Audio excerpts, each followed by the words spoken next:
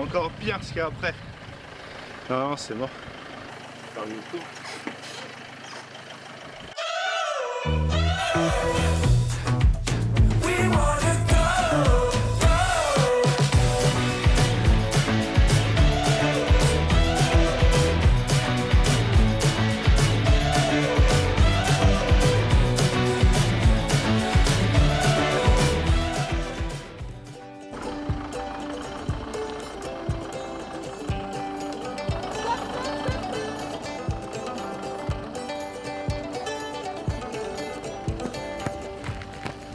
Ça y est.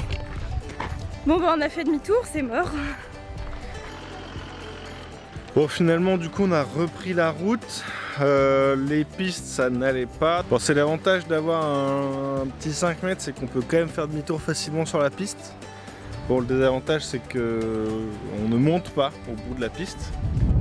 Mais non, en gros c'est un petit coin où on va pouvoir faire des petites randos sympas avec des dolmens. Bon, on va préparer le petit spot pour aller manger.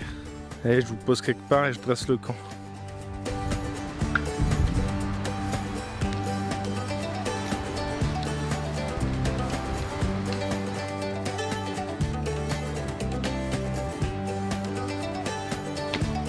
En route pour 1 heure de balade. À chaque fois j'ai envie de vous expliquer où on se trouve, mais je sais pas en fait. Je sais pas exactement, voilà tu vois. De toute façon je vous referai un petit truc après, je pense en post-prod avec le petit point de là où on est. Nous on est des aventuriers de l'instinct. On avance mais on sait pas toujours où on se trouve. Nous sommes perdus. Et voilà, enfin on tombe sur un vrai dolmen.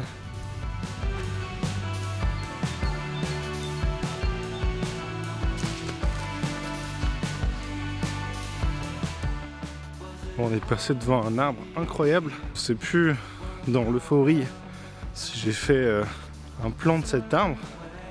Et au cas où, on a fait quelques photos qui sont dispo sur notre Instagram que je vous invite à suivre. Bishko.aventure. Magnifique dolmen de trouver. Donc on arrive au bout de cette petite randonnée et on retourne du coup à l'envers sur un brick juste ici. On est bon. Heureuse. Satisfaite. C'était une bonne balade. Tout à l'heure on se posait la question parce que du coup on se baladait et en arrivant là on est tombé sur plein d'arbres à liège là qu'on a derrière. Et en fait je vous montre, tu vois, tous les troncs sont comme ça là. bien cramés un peu partout. Et en fait c'est carrément la couche de liège en fait qui est partie. Après il ne reste plus que l'écorce qui est en dessous. Et il n'y a que les jeunes arbres comme celui-là ou des sapins comme ça. On a même vu d'autres arbres qui eux n'avaient pas en fait le tronc ni calciné ni quoi que ce soit. Donc on se posait la question de savoir pourquoi. Donc je pense que je ferai ma petite recherche et vous aurez peut-être la réponse au montage. En réalité, ce qu'on a vu, c'était des chênes lièges. C'est pour ça que celui qu'on a vu juste avant était énorme. Énorme! Et en réalité, il n'était pas du tout brûlé. C'est le résultat de la levée du liège. C'est le nom qu'on donne à la récolte du liège. Et ce qu'on voit à la partie noircie, c'est simplement le bois avec le temps qui se noircit, tout simplement. On récolte l'écorce du chêne liège qu'à partir de ses 24 ans. Et ensuite, tous les 9 à 10 ans en fonction d'eux. C'est pour ça que les tout petits arbres, eux, n'avaient pas l'écorce de retirer. Plus on récolte l'écorce en liège et plus elle devient souple. C'est pour ça que sur les premières récoltes, on l'utilise principalement pour l'isolation. Au bout de la 3e récolte, on peut l'utiliser donc dans la bouchonnerie ou dans le textile par exemple, parce qu'il est beaucoup plus facile à travailler. Et voilà, c'est tout pour moi. Ciao!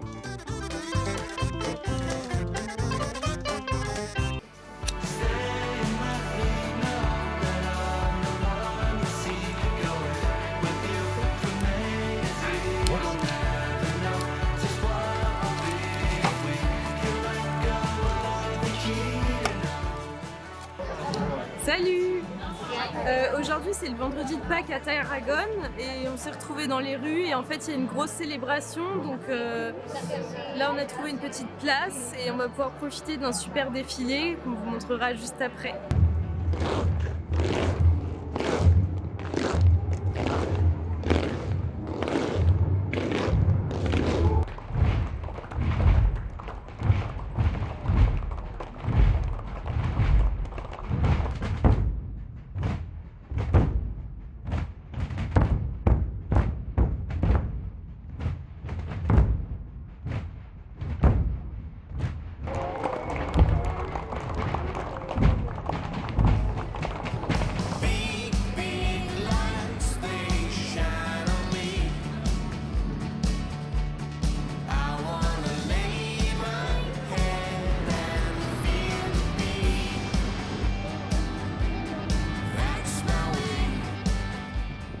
On a quitté Tarragone, on est allé sur l'Atmeia des Mares, au bord de la mer.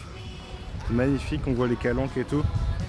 Là, on est arrivé hier, on est sur un spot qui est mitigé. C'est pour ça qu'on vous a pas spécialement montré, il n'y avait rien de très intéressant. Bon, au final, là, on avance un peu au jour le jour, mais on s'est rendu compte que c'était très chronophage. On n'avait pas toujours ce qu'on voulait. On va plutôt essayer de faire des formules à la semaine, de préparer notre semaine, de voir un peu les spots qu'on veut voir, de trouver un peu les choses et puis au niveau de l'organisation logistique, l'eau, le vidangeage, tout ça, les courses, ce sera beaucoup plus simple. On va essayer de faire ça un peu moins à l'arrache.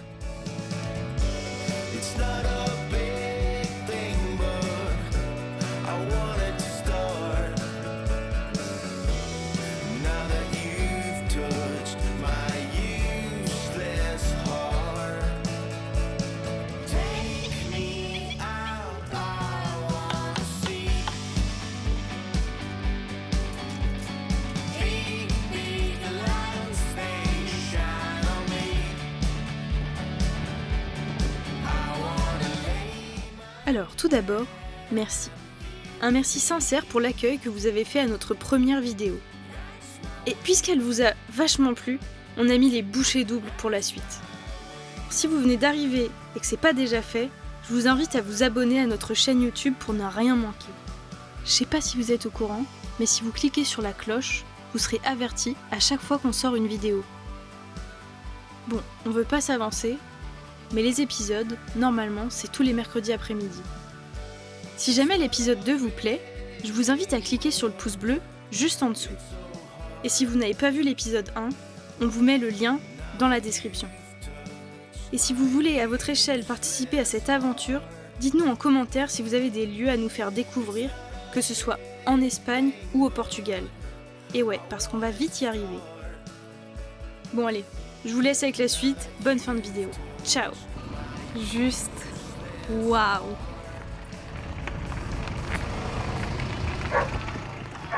Un partenaire. Attends, je la refais. Juste waouh. Je sais pas si vous vous rendez compte de la vue qu'on a d'ici. La montée, elle était vraiment pas facile. Il y avait une pente à 20%. Le camping-car, il en pouvait plus. Ah ouais, on a dû monter en première, c'était chaud. Le moteur il soufflait, il était pas très bien, mais c'est presque comme si on avait une vue aérienne. C'est impressionnant, c'est genre juste pas les mots.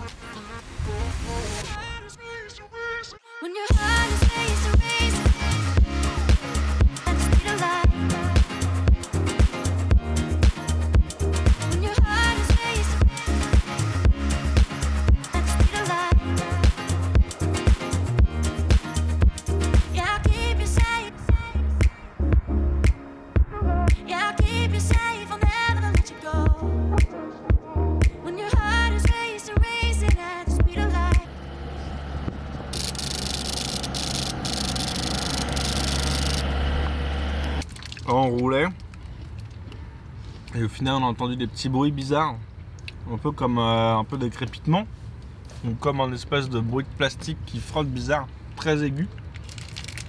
On a capté que c'était peut-être plus un problème électrique.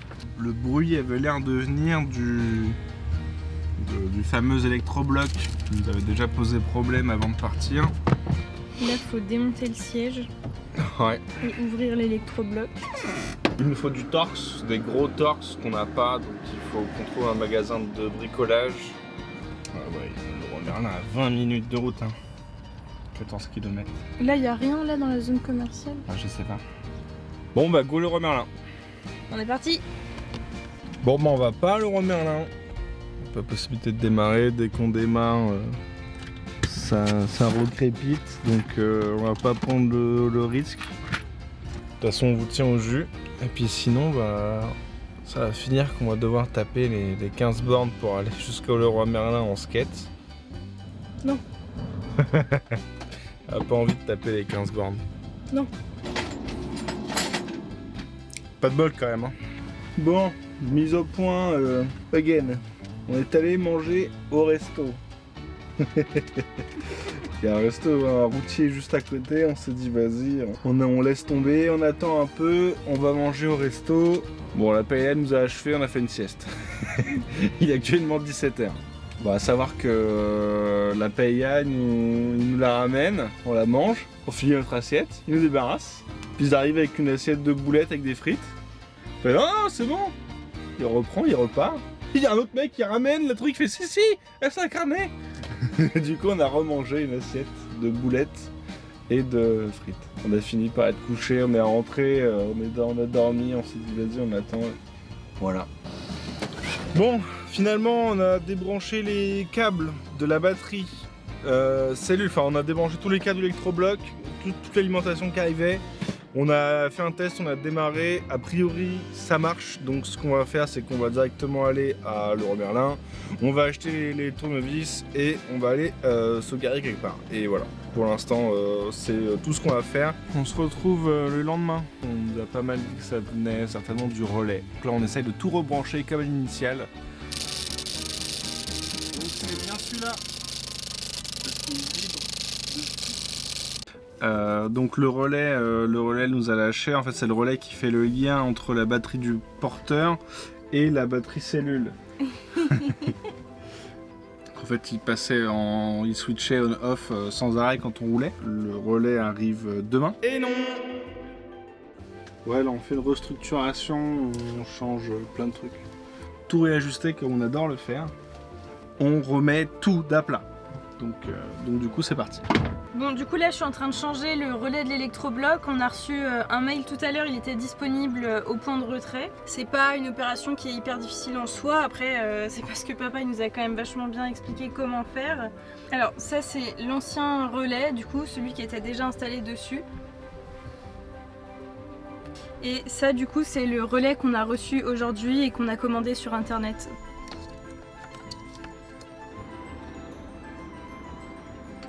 Le branchement s'est bien passé. Bah écoute, ouais, j'ai pas eu de soucis. Il reste plus qu'à tester. Bon, on est reparti pour mettre le fusible de 50 ampères. C'est une vraie galère à chaque fois. Non, c'est bon. Bon, on va voir, hein. Je remets le jus. Il y a un truc qui va pas. Apparemment, j'ai peut-être mal fait mon travail.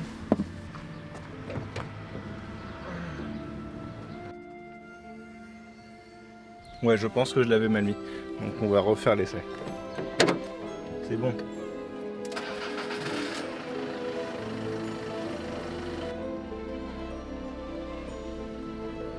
Yes! Le relais, donc c'est bon, il est bien changé. Là, le moteur tourne, l'orion a du jus, donc le courant circule bien comme il faut. Le relais fait son taf, donc a priori, mission réussie.